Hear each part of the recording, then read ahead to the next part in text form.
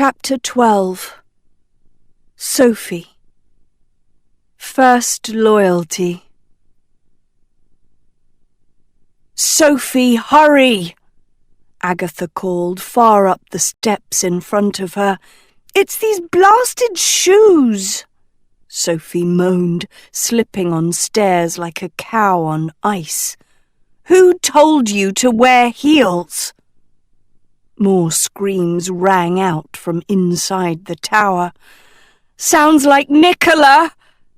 cried Agatha, speeding up.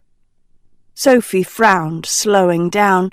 "Well, in that case, move, you fool!" Agatha berated.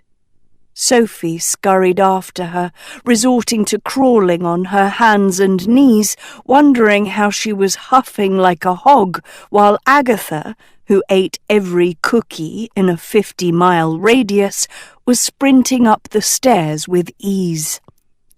But soon she reached the top and was hustling behind her friends towards the stone door, still open a sliver. Both girls threw their weight against it, barely shoving it ajar before Sophie's heels lost traction in the snow and she face-planted with a shriek. By the time she staggered up, Agatha was already inside.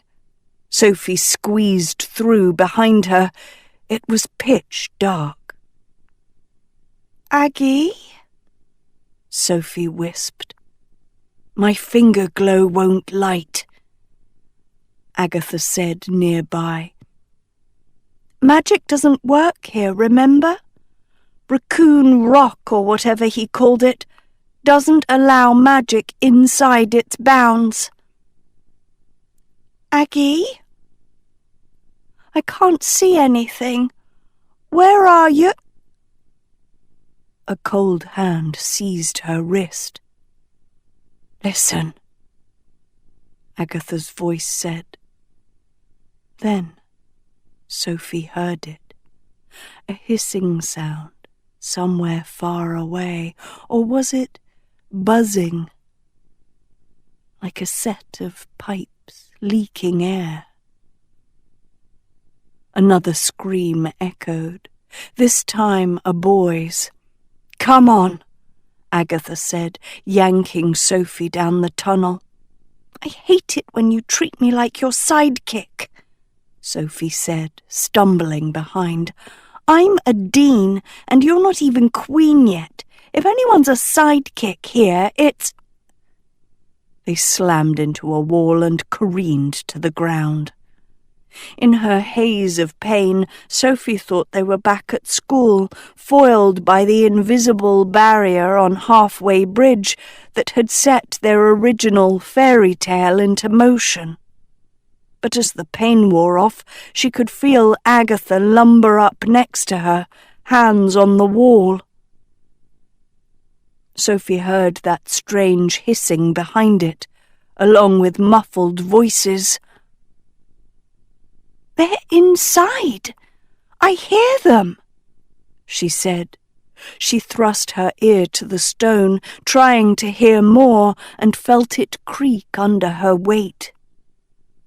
"It's another door," said Sophie, surprised. "But there's no handle," said Agatha. "On the count of 3, push as hard as you can. 1, 2, on 3 or after 3? "After 3, you dolt." "So on 4, really?" "No! After 3. "Let me count then," said Sophie. "Hurry, you idiot." 1, 2, 3. They shoved the door as hard as they could and plunged through into a blitz of daylight. "Watch out!" Hort's voice cried. Toppling forward, Sophie snagged Agatha by the waist, trapping her in place. The two girls froze like mannequins, muscles clenched, breaths held.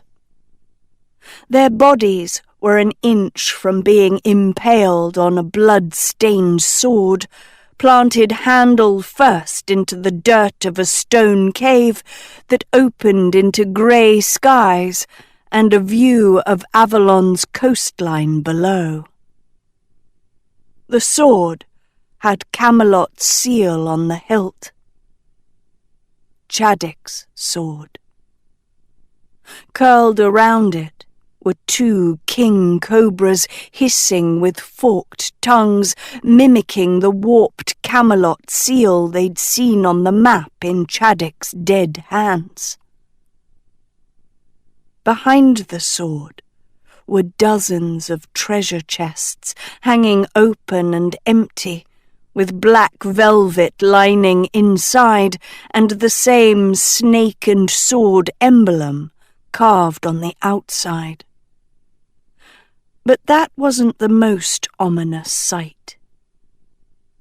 Because as Sophie peered closer, she saw now that the chests weren't empty at all.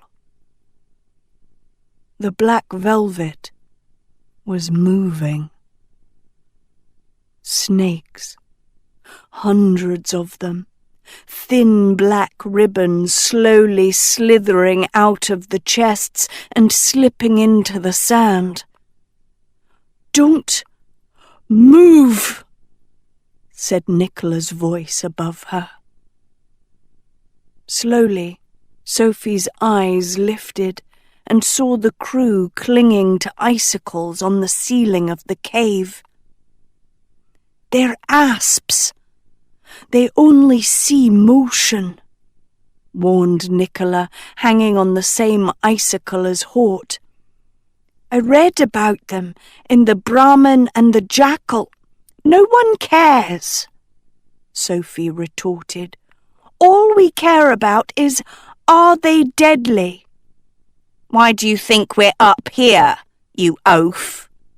Hort lashed. "Beaver trapped us while you two were off kissing somewhere." Sophie's eyes bulged, not just because Hort had never been so rude, but because even if the asps hadn't spotted her and Agatha, the cobras had. The two bigger snakes flicked off the sword, coiled in the dirt, and slithered towards the two girls. "Aggie?" Sophie hissed, watching their hoods spread with fiery red and orange patterns. She and Agatha stepped back, but the cobras accelerated, fangs gleaming. "Agatha?" The two snakes split paths, each heading for a different girl, faster, faster, like eels gliding through sea. "Agatha!" The cobras launched for their throats, jaws wide. Agatha threw Sophie out the door and heaved it closed, hearing the cobra's bodies smack against stone. Sweating hard, Agatha shouted through a slit in the door, "Where's the beaver?" "Escaped, the sleazy trash ball," Hester spat back. "Managed to get him by the neck with my legs for a second, long enough to squeeze him into confessing that he got paid to kill us. Someone in a green mask. Didn't have the faintest clue who the guy was. Said they all get paid for the attacks." "Who's they?" Sophie asked. "Everyone who's been attacking our friends' quests and terrorizing the kingdoms. Snakes behind all of it," said Hester, still in disbelief. "Snake recruited this army of goons to throw the woods into chaos. Forget that we spent 3 years trying to keep balance between good and evil. Apparently there's a whole lot of creeps out there who don't have any loyalty to either side if you pay them enough. You thought Arik was bad? At least he had a cause. This lot can be bought." The echo of hoofbeats cut her off. Inside the cave, the crew turned, looking out the opening. From outside the door, Sophie could see through the cave opening too, down to the faint outline of a beaver astride a grey horse galloping along the coast and out of view. "Guess that answers the question of who's been feeding the horse," said Dot. "I'm losing grip," Annadill yelped. Hester swivelled to her best friend, slipping off a melting icicle, her 3 rats hanging by each other's tails. Hester spun to Dot. "Turn it to chocolate, something she can hold." "First, it'll melt, and second, magic doesn't work here," Dot railed. "I'm gonna fall," Annadill gasped. Without thinking, Agatha pulled at the door, about to rush in, but Sophie yanked her back. "You'll get killed!" Agatha kicked the wall in frustration. In storybooks, what kills snakes? "Handsome princes with swords?" said Sophie. "What kills snakes?" Agatha shouted into the cave. "Lions!" Dot replied. "That's what the lion and the snake said." "No lions here," clipped Bogdan, wrapped around Willem's icicle. "What about cats?" said Agatha. "Reaper hates snakes." "No cats," said Bogdan. "Demons," said Hort. "In Bloodbrook, that's how we get rid of—" "Magic doesn't work," said Bogdan, nodding at Hester's dormant tattoo. "Instead of telling us what doesn't work, why don't you tell us what does?" Sophie yelled through the door. "Look, any moron knows only one thing kills snakes in fairy tales," Nicola exploded as if she couldn't take it any more. All eyes shifted to her.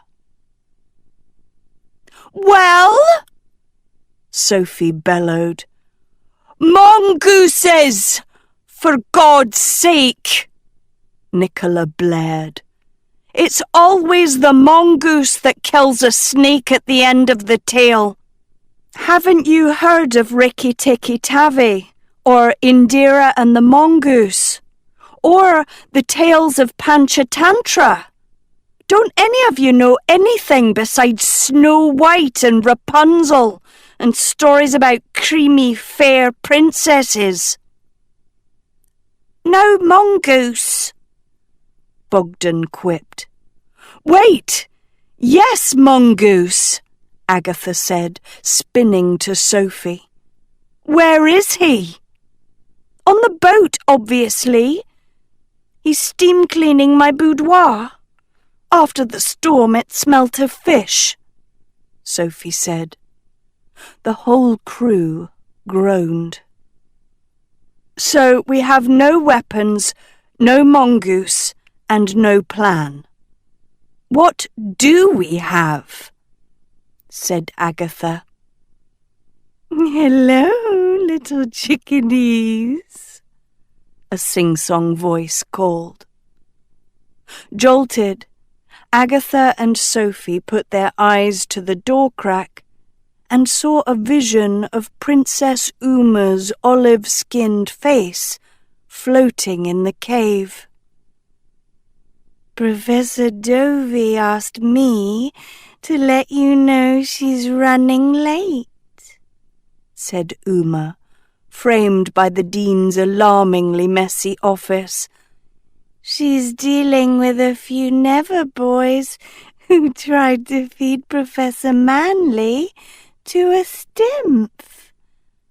I only just got back to school myself. Had to miss the first weeks of class because, well, It's personal. But I'm here now, and why do you all look so grim? And why are you hanging from lanterns? And is that licorice under your feet?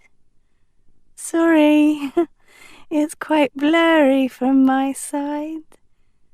This crystal ball is ancient. Her face distorted, turning upside down. Sometimes, if you give it a good joggle. She was flung out of the way by Professor Dovey, more dishevelled than ever. "Those are snakes," she squawked, peering through the rip in the air, "and the children are hanging from— Dear God! Uma, you speak reptile. Put them to sleep or something." "Princesses don't speak snake, Clarissa," Uma huffed, tugging at her smooth black hair. "But I do speak a great many other animal languages, including—" "I don't need your resume, Uma, and please get out of my way," Professor Dovey scolded, clawing spellbooks off her shelf. "Surely there's a sleeping hex in here that will work on snakes." Uma started to wail loudly. Sophie could see Agatha gnashing her teeth. If there's one thing they both hated, it was thin-skinned princesses. "I can't hold on," Dot howled, backside sagging 2 inches above the snakes. "Hurry, Professor!" Agatha shouted into the cave. "What's that, Agatha?" Dovey said, hand to ear, but Uma was mewling more than ever. "It has my pants!" Dot shrieked, an asp's fangs digging into her breeches. "Hurry, Professor!" Sophie hollered. "Uma, I can't hear a word. If you don't stop your crying." "Crying?" Uma scoffed. "I'm not crying. I'm calling a friend." "Friend?" Dovey wheeled to her. "Our students are about to die, you ninny, and you're calling a friend?" Suddenly, behind Dovey's bubble, a fleet of tiny furry heads poked over the cave hole in a perfect circle, like synchronized swimmers, echoing Uma's wailful call. A white one with beady eyes took in the scene. "Hard dip," he squeaked. "Uma friend." "Moti lal," said the next. "Uma friend." "Ganesh Nathan." "Uma friend." "Pushpa." "Uma friend." "Ramanujan." "Uma friend." "Gatlu." "Uma friend." "Santanam." "Una friend." And finally, one black as night, smiling pearly sharp teeth. "Bubashwa." "Uma friend." Princess Uma smiled into the crystal ball. "Close your eyes, children. This could get messy." The snakes unleashed a panicked hiss. Like cyclones, 8 mongooses swung into the cave, screeching so loudly that Sophie and the crew not only closed their eyes, but also plugged their ears. 5 minutes later, Hort and Willem swept bloody asp and cobra carcasses out of the cave, while Bogdan sliced fresh apples with the tip of an icicle and fed them to the exhausted mongooses. Princess Uma thanked her friends with a few short wails and promised to officiate Bhubeshwar's wedding to Pushpa later that month. Then Professor Dovey's face, already beginning to fade, looked down at Sophie and Agatha, who had finished explaining everything they'd faced in Avalon.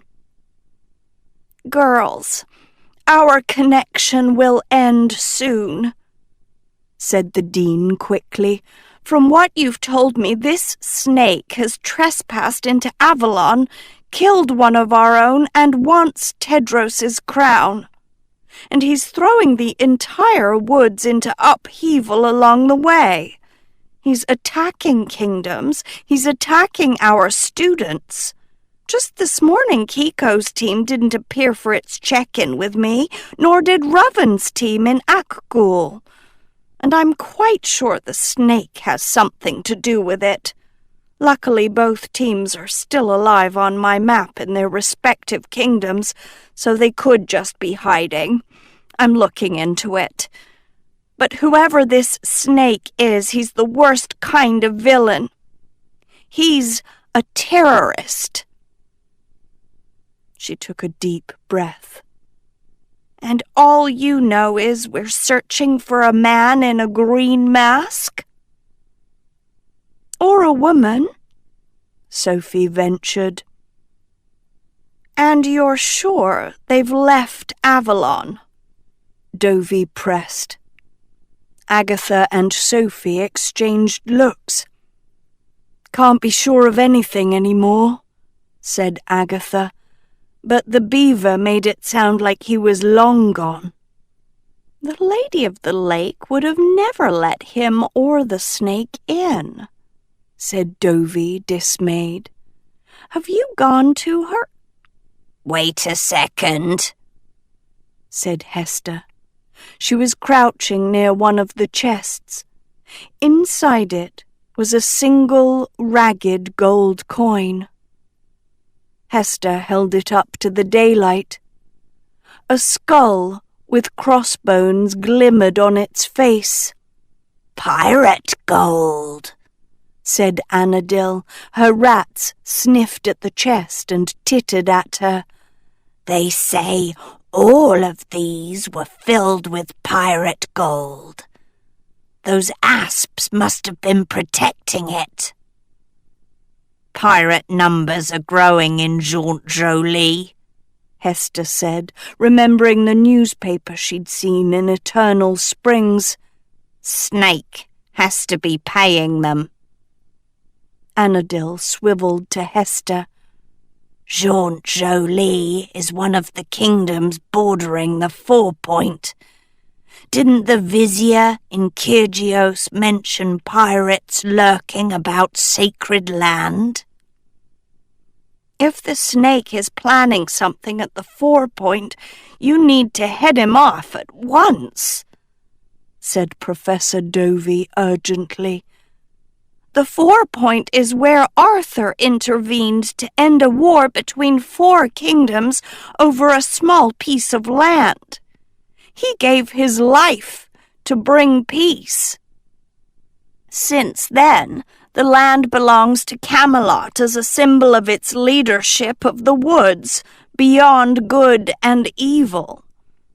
Any breach would be a declaration of war on Camelot, not to mention a shattering of the truce.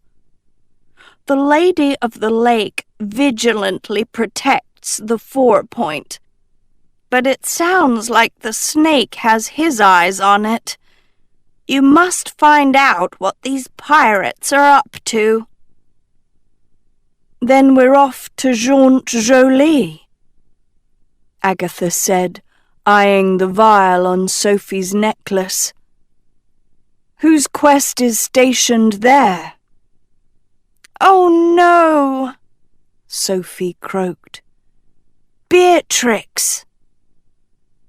"And judging from the fact that some of our quest teams aren't communicating with me, Beatrix's team may be in danger too," said Professor Dovey, Make haste to your next kingdom and find her. I won't be able to check in with you for a few days. My crystal ball only lets me use it a certain amount of time each day, and tomorrow I have to use it for—" She didn't finish. "Professor, is there no way to get a new ball?" Dot prodded respectfully. "Along with a new cooking pot, new wand, and new maid for your office," Sophie murmured. Professor Dovey was fading faster. "Listen, my children. Every second you spend in that cave is one more second a steadfast ever of good lies unburied in the cold. All I ask is that before you leave Avalon, you give him a worthy goodbye. Go to the Lady of the Lake. Find out how a boy of our own came to lie on her shores. At the very least, she must help you bury him." Professor Dovey choked up, her face translucent. "He is worthy of a home in the same grove as King Arthur, for he was a devoted friend to his son. Chaddock was an honorable boy. He didn't deserve to die alone. I should be there with you to pay my respects. I wish I could, but I'm doing the best I can." Tears filled the dean's eyes, as if she could say no more. Then she was gone. "Lady of the Lake, are you there?"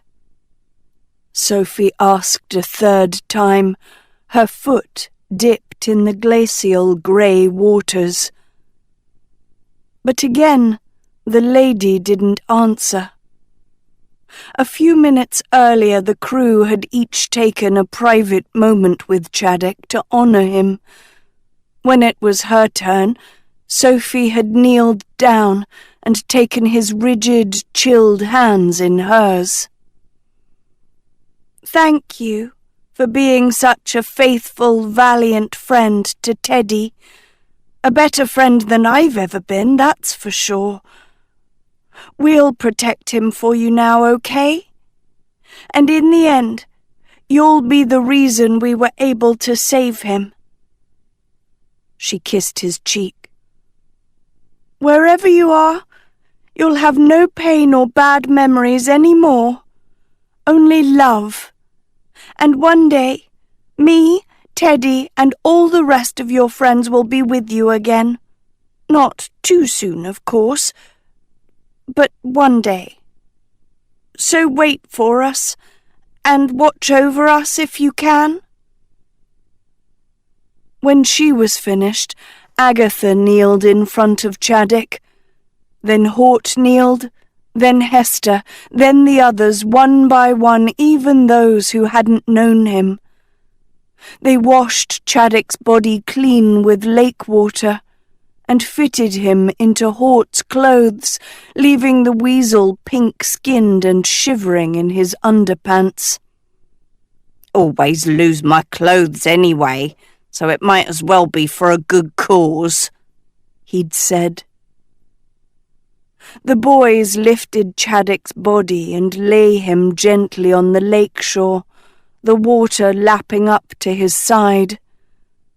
Without the use of magic, they could do little else to adorn him, but Nicola combed his hair and Bogdan smoothed his shirt as the rest watched Agatha step into the water and call out for the Lady of the Lake to help bury their friend.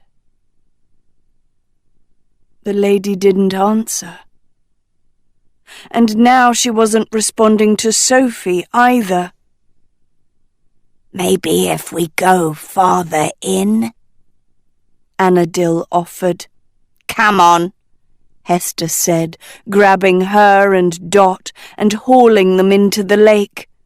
Dot squealed, Arctic water up to her thighs, but she gritted her teeth and ploughed forward.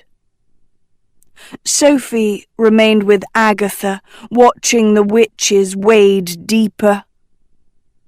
"What do you think Dovey meant when she said she's doing the best she can?" Agatha asked. "Before you arrived at school, she told me she couldn't come on this quest because it was our fairy tale, not hers. But I'm starting to suspect there was another reason she had to stay behind," said Sophie. "Is she sick?" "Can fairy godmothers get sick?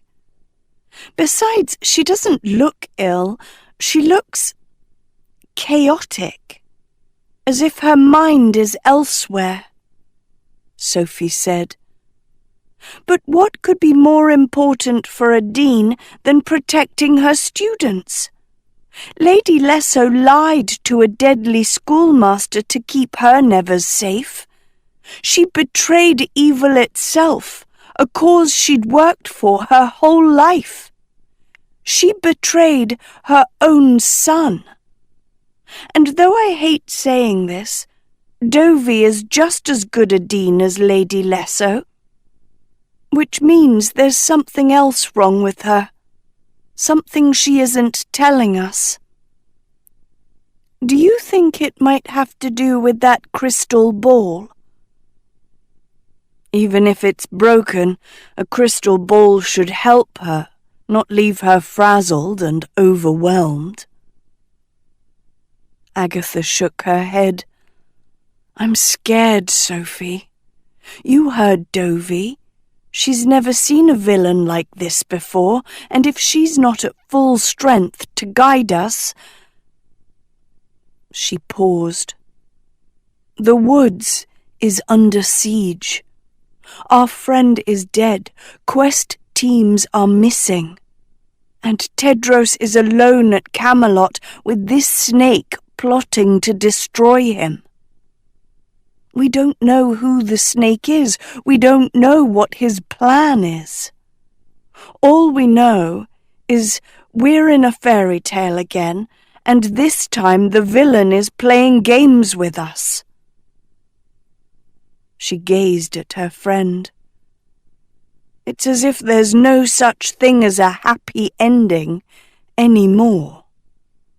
Or perhaps we've traded in good and evil, black and white, happy and unhappy, for 1,000 shades of grey," said Sophie. "Hey, guys!" Hester's voice called. The two girls turned and saw the 3 witches looking back at them, chest deep. "There's someone out there," said Hester. Sophie stepped forward, squinting past the witches across the lake. Then she saw it. 100 yards away, a silhouette, hunched on top of the water. She couldn't see whose it was. She couldn't even tell if it was man, animal, monster. But whatever it was gave her a dark feeling. "I'll go," Agatha started. "I'll go too," Sophie said without thinking, clasping Agatha's wrist and dragging her past the witches and Hort, who'd rushed to follow. The icy water knifed through Sophie's dress as she swam, but she didn't make a sound nor stop swimming, her breaths achy and shallow. But then something curious happened. As the 2 girls swam farther, Agatha sank like the others down to her neck. But Sophie didn't sink at all.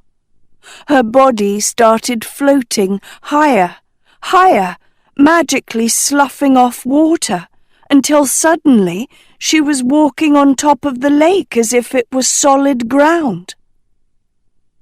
She looked down at Agatha, dumbfounded. Agatha seemed equally stunned, as did the rest of the crew, but there was no time to ask questions. "Go," said Agatha quickly, "but be careful." Sophie swallowed hard. Then she kept walking. The lake felt rubbery under her heels, and baffled fish ogled her from beneath the surface. Under dreary skies, the figure ahead remained cloaked in shadow as Sophie grew closer. Closer. She could see its stooped back, wrapped in soaked grey robes. The ominous churning in her stomach deepened. "Hello?" she called out, inching nearer. No answer. From behind, the figure had scanty knots of white hair, a shining skull gleaming through. "Can you hear me?" Sophie asked. Still nothing. "I'm here on behalf of King Tedros of Camelot," Sophie rasped, mouth dry. "We're looking for the Lady of the Lake. We need her help burying our friend in King Arthur's An old hag spun to face her, milk-white flesh hanging over bones and ruined with warts. Her teeth were rotted away, and her coal-black eyes and thick peeling lips hung open in a foul, empty gape. Sophie ate her own scream and stumbled back, bracing to run. "Wait," the hag said. Sophie froze. The voice was low and husky, and beautiful. It was a voice she knew. Sophie inched back around. "It's you. You're the Lady of the Lake." "I'm sorry for not letting the others see me like this, but they wouldn't understand," the Lady of the Lake said softly. "You are the only one who knows what it's like to lose who you are. Except you found your way back to your true self. I never will." "This is permanent," Sophie said, staggered. But I saw you.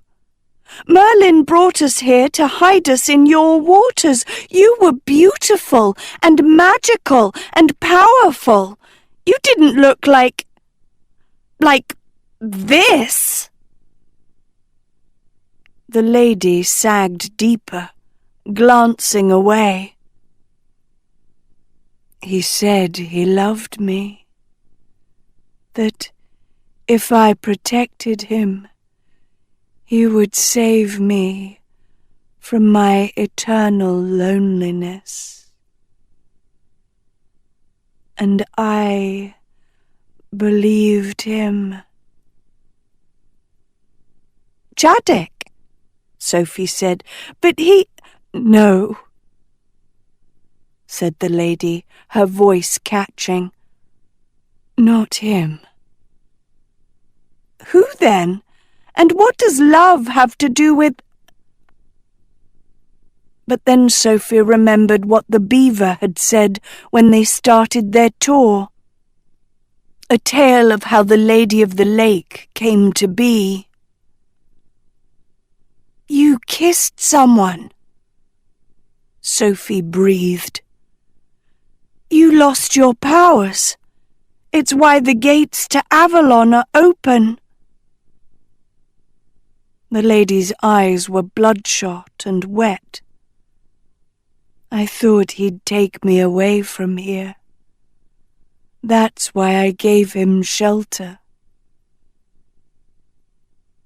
Sophie's heart started hammering. You kissed the snake. You gave up your immortality, your magic, to kiss a monster. Do you know what he's doing in the woods? Do you know what he did to our friend? She caught herself. Wait a second. If you kissed him, that means you saw him, without a mask, and you know who he is. You saw his face. And it was beautiful, the lady said, beginning to cry.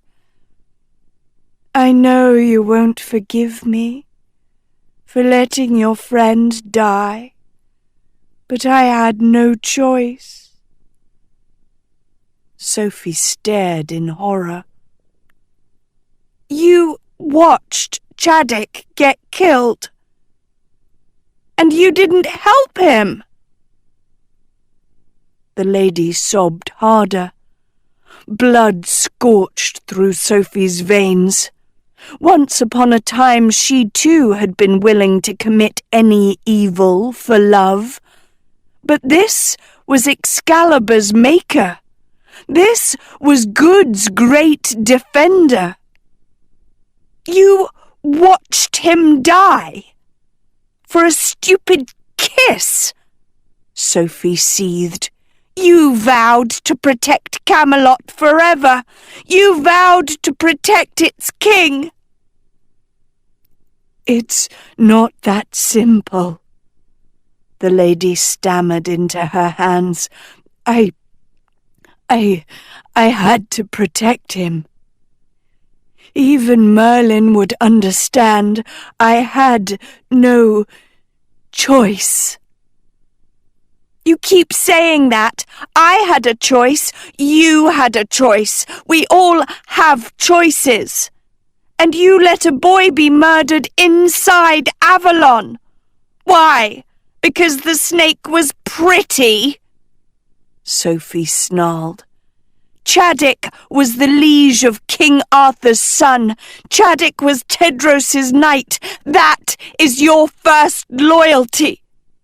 No, said the lady. My first loyalty is to the king. And Chadwick was the king's best friend. Sophie spat. A king you promised to defend until the end of time. Chadwick had Tedros's trust. Chadwick had Tedros's faith. What does a snake have? The Lady of the Lake slowly lifted her head. The light had gone out of her eyes, replaced by a cold, dead glare. He has Arthur's blood, she said. Sophie bleached white. The voice ripped out of her. What? I'll take care of your friend as you ask, the lady said stonily, turning back around. It's the only power I still have. Sophie couldn't breathe. But... The Lady of the Lake vanished. Shaking, Sophie whirled to the shore and saw Chadwick's body vanish too. and all that was left in her blurred, darkening vision was Agatha in the water, flailing towards her as if her friend knew something had gone terribly, terribly wrong.